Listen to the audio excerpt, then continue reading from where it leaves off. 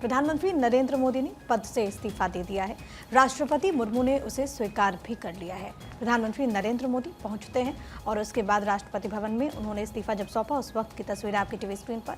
हालांकि एनडीए के नेता के रूप में 7 जून को सरकार बनाने का वो दावा पेश करेंगे, लेकिन ये एक औपचारिकता होती है कि नई सरकार के गठन तक प्रधानमंत्री नरेंद्र मोदी इस पद पर बने रहेंगे। लेकिन ये बहुत दिलचस्प है, देखिए किस तरीके से प्रधानमंत्री कल पहुंचते हैं और राष्ट्रपति द्रौपदी मुर्मू को उन्होंने अपना इस्तीफा सौंपा। और अब नई सरकार के गठन को लेकर के, क्योंकि इससे पहले दिल्ली में हलचलें बीते रोज काफी तेज हो गई थी। हमने देखा कि किस तरीके से एनडीए के जो तमाम घटक थे वो यहां पर पहुंचे। 292 का नंबर।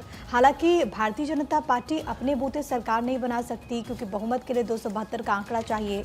बीजेपी को सिर्फ 241 सीटें मिली हैं, लेकिन अगर हम एनडीए के तमाम घटकों के नंबर को हम इसमें जोड़ दें तो वो 292 का हो जाता है। और अब इसी को लेकर के आज के दिन सरकार बनाने का दावा यहाँ पर 7 जून को, अब आप कीजिएगा, कल यानी कि सरकार बनाने का दावा पेश किया जाएगा। और इससे पहले कल हमने देखा कि किस तरीके से यहाँ पर एनडीए की जो बैठक हुई उसे प्रधानमंत्री नरेंद्र मोदी को चुना गया। और देखिए तमाम अखबारों में इस खबर को जगह दी गई है, जिसमें लिखा है कि मोदी सरकार 8 या 9 को ले सकती है शपथ। एनडीए के घटक दलों ने एक मत से नरेंद्र मोदी को चुना है नेता। और उसके बाद, क्योंकि कल हमने देखा कि कैसे हलचलें हुई, पहले मंत्रिपरिषद की बैठक होती है, उसके बाद प्रधानमंत्री यहाँ पर पहुंचते हैं, उन्होंने इस्तीफा सौंपा। उसके बाद कहा गया कि कल देर शाम यहाँ पर बाकायदा डिनर का आयोजन भी किया गया था, जो कि परंपरा के अनुरूप होता है। लेकिन ये तस्वीरें अपने आप में बताती है और लोकतंत्र की खूबसूरती भी है, जो कि सामान्य प्रक्रिया है, जिसके तहत पीएम यहाँ पर पहुंचते हैं, उन्होंने अपना इस्तीफा सौंपा। और अब खबर ये कि 7 तारीख को वो सरकार बनाने का दावा पेश करेंगे। देखिए, बिल्कुल हर अखबार में फ्रंट पेज पर ये खबर है और मेरे पास इस वक्त हिंदुस्तान है। हिंदुस्तान में पीएम मोदी सहित जो एनडीए के घटक दल के नेता कल दिल्ली पहुंचे थे, उनके साथ की ये तस्वीर है और हेडलाइन है, मोदी ही एनडीए के नेता। देखिए, परंपरा के मुताबिक कल जो जो प्रक्रियाएं थी वो सभी पूरी हुई। सबसे पहले कैबिनेट की बैठक हुई। कैबिनेट की बैठक के बाद में फिर पीएम मोदी ने अपना इस्तीफा सौंपा। उसके बाद शाम को द्रौपदी मुर्मू, देश के राष्ट्रपति, ने उन सभी के लिए यहाँ पर एक डिनर का आयोजन किया। अब उसके बाद में इस बीच एक बैठक होती है जो एनडीए की बैठक थी, जिसमें सभी लोगों ने दस्तखत किए और एनडीए के नेता के तौर पर पीएम मोदी को ही चुना। प्रधानमंत्री आवास पर राजग के दलों की बैठक हुई। चंद्रबाबू नायडू समेत, नीतीश समेत 15 दल के 21 नेता यहाँ पर पहुंचे। लोकसभा चुनाव में लगातार तीसरी बार बहुमत हासिल करने के बाद राजग ने पीएम मोदी को फिर से अपना नेता चुना। प्रधानमंत्री आवास पर बुधवार को हुई राजग की बैठक में घटक दलों ने मोदी के नेतृत्व पर विश्वास जताया। बैठक में तेलुगु देशम पार्टी के अध्यक्ष चंद्रबाबू नायडू, जेडीयू नेता नीतीश कुमार, 15 दलों के 21 नेता मौजूद रहे। इससे पहले पीएम नरेंद्र मोदी ने राष्ट्रपति द्रौपदी मुर्मू से मुलाकात की, मंत्रिपरिषद और अपना इस्तीफा भी सौंपा। तो कुल मिलाकर की देखिए जो तस्वीर थी, जो कि आमतौर पर हर सरकार के जब गठन के बाद दोबारा चुनाव होते हैं, फिर उस चुनाव के बाद की जो प्रक्रियाएँ होती हैं, वो तमाम प्रक्रियाएँ कल पूरी हुई। और उसके बाद बारी अब अगली सरकार के गठन की है और उसमें कोई दो राय नहीं है कि अगली सरकार एनडीए की बनने जा रही है। देश को फिर से प्रधानमंत्री के तौर पर नरेंद्र मोदी मिलने जा रहे हैं। 7 तारीख को सरकार बनाने का दावा पेश किया जाएगा और देखिए दस्तखत तमाम दलों के जो नेता थे उन्होंने कल कर ही दिए कि हम आपके साथ हैं। वो जो साथ होता है, जो एक और तमाम प्रक्रियाएँ होती हैं, उनको भी पूरा कर लिया गया और अब उसके बाद में दावा पेश किया जाएगा, फिर शपथ ग्रहण होगा और उसके बाद में देश को नया राष्ट्रपति मिल जाएगा और एक बार फिर से देश के प्रधानमंत्री के तौर पर प्रधानमंत्री मिल जाएगा। देश को एक नया प्रधानमंत्री मिल जाएगा। और दूसरी बड़ी बात यह कि प्रधानमंत्री नरेंद्र मोदी ही फिर से एक बार शपथ लेंगे।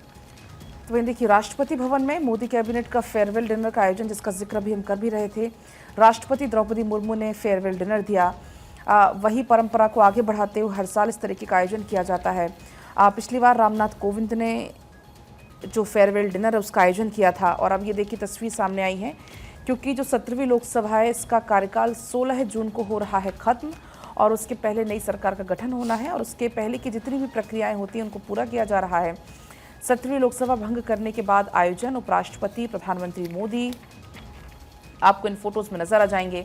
गृह मंत्री अमित शाह, ओम बिरला, रक्षा मंत्री राजनाथ सिंह, तमाम ये बड़े चेहरे इस दौरान मौजूद रहे। बढ़ते आगे और एनडीए की बैठक में नरेंद्र मोदी को चुना गया गठबंधन का नेता। बैठक में सर्वसम्मति से प्रस्ताव पास और 21 नेताओं ने हस्ताक्षर किए हैं। और देखिए अखबार में भी इसका जिक्र है, फ्रंट पेज दैनिक भास्कर मेरे पास, और इसमें है, अब की बार डील से चलेगा एनडीए परिवार, बहुमत के हस्ताक्षर। और ये लिस्ट भी आपको दिखा रहे हैं, इसमें जयंत चौधरी रालोद, जिनकी 2 सीटें आई है, चिराग पासवान, प्रमोद बोरो, IAS सुब्बा और अनुप्रिया पटेल, पवन कल्याण, अतुल बोरा, साथ ही साथ कुमार स्वामी, चंद्रबाबू नायडू, नीतीश कुमार, एकनाथ शिंदे, प्रफुल्ल पटेल, जीतन राम मांझी, सुदेश महतो और एक साथ सभी की तस्वीर भी निकलकर सामने आई है।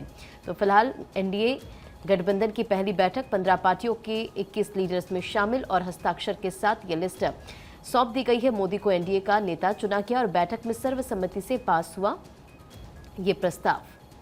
तो ये तस्वीरें लिस्ट की हम आपको दिखा रहे हैं। हालांकि पहले लग रहा था कि कहीं एक से दो दल इधर उधर ना झटक जाए, खासतौर पर TDP को लेकर के और जनता दल यूनाइटेड को लेकर के, लेकिन उसके बाद जब ये मीटिंग होती है तो तमाम जो बड़े चेहरे थे वो तमाम इन दलों के अध्यक्ष वो पूरी तरीके से कॉन्फिडेंट यहाँ पर नजर आए और सबने सर्वसम्मति से प्रधानमंत्री नरेंद्र मोदी को चुना है। सरकार गठन को लेकर के PM मोदी की अध्यक्षता में NDA की बैठक बीते रोज हुई। प्रधानमंत्री आवास पर NDA के 15 दलों के नेता बैठक में शामिल हुए। अमित शाह, राजनाथ सिंह बैठक में मौजूद रहे। नितिन गडकरी, JP नड्डा बैठक में शामिल हुए। नीतीश, चिराग, चंद्रबाबू, इसके अलावा जयंत चौधरी बैठक का हिस्सा रहे। अब देखिए दिलचस्प ये, क्योंकि बतौर प्रधानमंत्री नरेंद्र मोदी पहली मर्तबा गठबंधन की सरकार चलाएंगे। इससे पहले जब वो गुजरात के मुख्यमंत्री भी थे तो वहां पर भी बहुमत था। जब 10 साल उन्होंने देश को चलाया बतौर प्रधानमंत्री तो भारतीय जनता पार्टी को पूर्ण बहुमत था। लेकिन अब जो परिस्थितियां हैं उसके अनुसार NDA की सरकार है, यानी कि तमाम जो घटक दल हैं उनकी एक बड़ी भूमिका है और ऐसे में पहली मर्तबा नरेंद्र मोदी सरकार चलाएंगे गठबंधन की। तो ये भी अपने आप में बेहद दिलचस्प है। बीते रोज जो बैठक हुई थी उसमें प्रधानमंत्री को सर्वसम्मति से अपना नेता तमाम घटक दलों ने चुना और इसमें देखिए जो महत्वपूर्ण है उसमें एक तो जनता दल यूनाइटेड जिसने बिहार में 12 सीटें जीती है। दूसरी तरफ अगर आप दक्षिण भारत में देखेंगे तो चंद्रबाबू नायडू की पार्टी है TDP जिसने कुल 16 सीटें जीती। इसके अलावा चिराग पासवान की पार्टी जो है उसने बेहतरीन परफॉर्मेंस दी है। 5 सीटें जो कि चिराग पासवान की पार्टी ने जीता और ऐसे वो तमाम घटक जिनको यहाँ पर बुलाया गया था। हालांकि दिलचस्प ये भी है कि UP से 2 मंत्री यानी कि संजय निषाद इसमें शामिल नहीं हुए थे, उनको नहीं बुलाया गया था। OP राजभर को भी नहीं बुलाया गया था। लेकिन इसके अलावा जो तमाम बड़े चेहरे पहुंचे उनकी तस्वीरों में आप देख सकते हैं वो तमाम चेहरे जो कि पूरी तरीके से कॉन्फिडेंट नजर आए और सभी ने सर्वसम्मति से PM को चुन लिया है। अब जो प्रोसेस है उसके अकॉर्डिंग कहा यह जा रहा है कि 7 तारीख को NDA के सांसदों की भी बैठक होगी, जिसके बाद ये जो पूरी प्रक्रिया है वो आगे बढ़ते हुए और उसके बाद प्रधानमंत्री सरकार बनाने को लेकर के दावा पेश करेंगे। पूजा और देखिए बिल्कुल दावा पेश किया जाएगा क्योंकि इंडिया गठबंधन ने तो साफ तौर पर कह दिया है कि हम इंतज़ार करेंगे, अभी हम सरकार बनाने का प्रयास नहीं करेंगे। तो ऐसे में देखिए सबसे बड़ी बात यह है कि 8 तारीख को, अभी तक जो सोर्सेज के वाले से खबर मिल रही है कि 8 तारीख को शपथ ग्रहण हो सकता है, जो जानकारी भी मिल रही है। इस बीच PM आवास पर NDA की बैठक हुई जिसकी तस्वीरें तमाम इस वक्त आपके सामने हैं। नीतीश कुमार, चिराग पासवान, जयंत चौधरी, TDP नेता चंद्रबाबू नायडू, नीतीश कुमार, सभी लोग नजर आ रहे हैं और वो तस्वीरें भी लगातार सबके सामने आ रही हैं। देखिए राजग को 293 सीटें, इस चुनाव में भाजपा को 240 सीटें मिली। बहुमत की संख्या 272 से 32 कम है। हालांकि राजग 293 सीटों के साथ बहुमत से आगे है और NDA के दूसरे सबसे बड़े घटक दल तेलुगु देशम के पास 16 सीटें, JDU के पास 12 सीटें हैं और 3 नेताओं को जिम्मा दिया गया। भाजपा ने सरकार के गठन के लिए 3 प्रमुख नेताओं जिनमें राजनाथ सिंह, अमित शाह और JP नड्डा को सहयोगी दलों से बातचीत करने की पूरी जिम्मेदारी दी गई है। PM आवास पर हुई बैठक में एक प्रस्ताव पारित किया गया, इसमें कहा गया कि 140 करोड़ देशवासियों ने 10 सालों में मोदी के नेतृत्व में NDA सरकार की नीतियों से देश को हर क्षेत्र में सर्वांगीण विकास होते देखा है। हमें गर्व है कि NDA ने मोदी के नेतृत्व में एकजुटता से चुनाव लड़ा भी और जीता भी। अब NDA के सहयोगी से मुलाकात हुई, हम देश को तरक्की के पथ पर और आगे लेकर जाएंगे। हम 140 करोड़ देशवासियों की सेवा करेंगे और विकसित भारत बनाने की दिशा में हम काम करेंगे। PM मोदी ने ये बातें भी कही हैं। तो कुल मिलाकर देखा जाए तो देखिए तस्वीरों में आपको सबसे पहले नजर आएंगे, पहली कतार की अगर बात करते हैं तो PM मोदी नजर आ रहे हैं, चंद्रबाबू नायडू नजर आ रहे हैं, नीतीश कुमार नजर आ रहे हैं, SD कुमार स्वामी यहाँ पर नजर आ रहे हैं, अमित शाह, राजनाथ सिंह, पार्टी अध्यक्ष JP नड्डा, कार्यवाहक PM मोदी, तेलुगु देशम पार्टी के अध्यक्ष चंद्रबाबू नायडू और महाराष्ट्र के मुख्यमंत्री एकनाथ शिंदे नजर आ रहे हैं। राकापा से इस वक्त यहाँ पर नजर आ रहे हैं प्रफुल्ल पटेल। तो यहाँ देखिए कुल मिलाकर तस्वीरें जो जिस तरीके से नज़र आ रही हैं उसमें आप साफ तौर पर ये भी एक बात ज़रूर नोटिस करेंगे कि NDA की मजबूती को दिखाने की बार बार कोशिश की जा रही है, क्योंकि बीच में जिस तरीके की तमाम बातें नज़र आ रही थी, कब तेजस्वी और नीतीश साथ साथ आए तो कि साथ साथ आ रहे हैं, क्या होगा, नीतीश कुमार कहीं पलट तो नहीं जाएंगे या नीतीश कुमार कहीं दूसरे खेमे में तो नहीं चले जाएंगे। इन तमाम इस वक्त चर्चाओं के बीच में NDA मजबूती के साथ खड़ा है, ये एक तस्वीर पेश करने की कोशिश भी की गई है। आगे बढ़ेंगे। पीएम आवास पर एनडीए की बैठक कल हुई। जेडीयू, टीडीपी समेत तमाम दलों के नेताओं ने अपना समर्थन पत्र इसमें सौंपा। नीतीश कुमार बोले कि जल्द से जल्द सरकार का गठन हो। तो कल ये बैठक काफ़ी खास रही और इसमें तमाम जो बड़े चेहरे थे एनडीए के, जितने भी घटक दल थे वो इसमें शामिल हुए। नीतीश कुमार भी इसमें शामिल हुए और नीतीश कुमार ने इस दौरान बोला कि जल्द से जल्द सरकार का गठन होना चाहिए। तो देखिए पीएम आवास पर एनडीए की बैठक, जिसकी तस्वीर आप अपने स्क्रीन पर भी देख रहे हो, और प्रधानमंत्री के शपथ ग्रहण के लिए न्योता। शपथ ग्रहण के लिए भूटान नरेश को दिया गया है न्योता और श्रीलंका के राष्ट्रपति को भी आमंत्रित किया गया। नेपाल, बांग्लादेश और मॉरिशस के भी पीएम को न्योता दिया गया है। तो 8 को शपथ ग्रहण समारोह संभव है। एनडीए ने मोदी को सर्वसम्मति से नेता चुना है और सरकार बनाने का दावा कल। अब की बार डील से चलेगा एनडीए परिवार, इससे हेडलाइंस के साथ अखबारों में जिक्र है। लोकसभा चुनाव में बहुमत मिलने के अगले ही दिन एनडीए ने सर्वसम्मति से नरेंद्र मोदी को नेता चुना। पीएम आवास पर बैठक हुई और प्रधानमंत्री नरेंद्र मोदी के शपथ ग्रहण समारोह का न्योता जो है वो कई देशों के प्रधानमंत्री को दिया गया है। भव्य बनाने की इससे कोशिश है और यही कारण है कि तमाम जो बड़े चेहरे हैं दुनिया में उनको इनवाइट किया गया है। तो वहीं तीसरी बार चुनाव जीतने पर पीएम मोदी को दुनिया भर से बधाइयां मिल रही हैं। अमेरिकी राष्ट्रपति बाइडेन, इसके अलावा रूसी राष्ट्रपति पुतिन और ब्रिटेन के प्राइम मिनिस्टर ऋषि सुनक ने बधाई दी है और वो तस्वीरें भी आपकी टीवी स्क्रीन पर। इससे पहले इटली के पीएम ने भी बधाई दी थी और तमाम जो बड़े चेहरे हैं उनकी तरफ से बधाइयाँ दी गई, क्योंकि बीते 10 वर्षों में हम देखें तो अंतर्राष्ट्रीय स्तर पर भारत की जो जमी है और भारत के जो संबंध हैं जो अलग अलग राष्ट्रों के साथ जिस तरीके से मजबूत हुए हैं, उसके बाद जैसे ही प्रधानमंत्री नरेंद्र मोदी की चुनाव में जीत हुई तो बधाइयों का सिलसिला यहाँ पर देखने को मिला। एनडीए की सरकार को बधाइयाँ दी जा रही हैं और इसके लिए आप देख सकते हैं कि किस तरीके से चाहे वो पुतिन हो, चाहे वो जो बाइडेन हो या फिर ऋषि सुनक, उन्होंने बधाई दी है। आपको याद होगा कि G20 का जब आयोजन भी हुआ था तो तमाम जो बड़े देश हैं उनके राष्ट्राध्यक्ष भारत आए थे और उस वक्त हमने देखा था कि कितनी बेहतरीन केमिस्ट्री उन तमाम राष्ट्राध्यक्षों की प्रधानमंत्री के साथ नजर आई थी।